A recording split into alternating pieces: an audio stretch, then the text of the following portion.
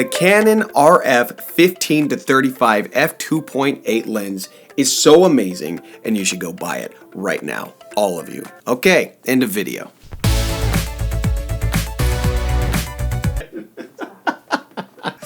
I'm not even gonna waste time with you guys. This lens is fantastic. It's got this premium feel to it. It's got everything that you want in a brand new lens from Canon. Honestly, I can tell you right now, the only complaint I would have is the hefty price tag, but that is worth what you're getting in this package. Thanks to Canon, I've been using this lens for about a week now. I have to say this lens absolutely blew me away. Come on, we all know that this lens is gonna blow me away because I talk about the 16-35 in like all of my videos, so there's no reason that this lens wouldn't just go and it did. Of course, if you're here, you've already probably researched this lens a lot. You know that it's sharper, you know that it's stabilized, you know that it has the focus ring, you know that it doesn't fringe as much on the corners. It does like everything better than the lenses that came before it. We all know that this thing can take great pictures, but what a lot of people were excited about with this lens is the fact that it's not only good for photography, but really good for video as well, due to the image stabilization built in. Now, I know all of you guys who are like, oh, the EOSR should have in-body stabilization. Yes, we all agree,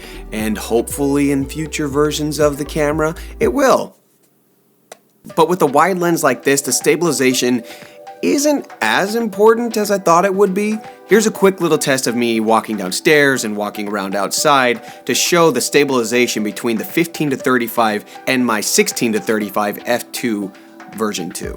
As you can see, at that wide of a focal length, it's really not that big of a deal to have a little bit of movement, so it doesn't bother me that much. But where I really saw the stabilization coming to life in this lens, when I was walking around with the camera, handheld, no tripod, no GorillaPod, just me and the camera. And my wife and I took it to Huntington Botanic Gardens here in California to test it out.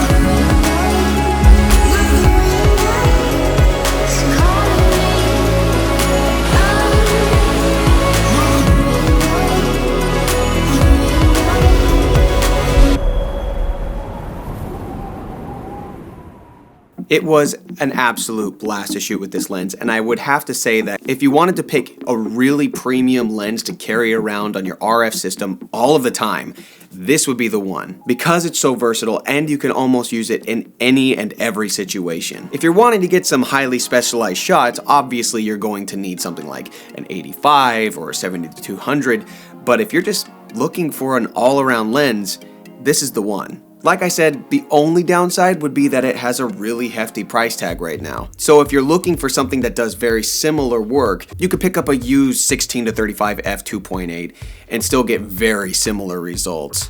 But if you're on the edge about jumping the gun for the Canon 15-35, well, you should already jump. Just jump, just like hop. You should already be there. This lens rocks. This lens is my favorite. Gotta love that clicky sound. And that's it, you guys. That's all I have to say about this lens. It does live up to the hype. It's just as fantastic and really well done as everybody has been saying. I couldn't agree more. Thank you guys so much for watching. I appreciate you being here. If you like this video, please like, subscribe, share it, whatever you want to do. Thank you for being here. And we'll see you in the next one. Bye. Oh, you're awake. There's a dragon! Release the Kraken!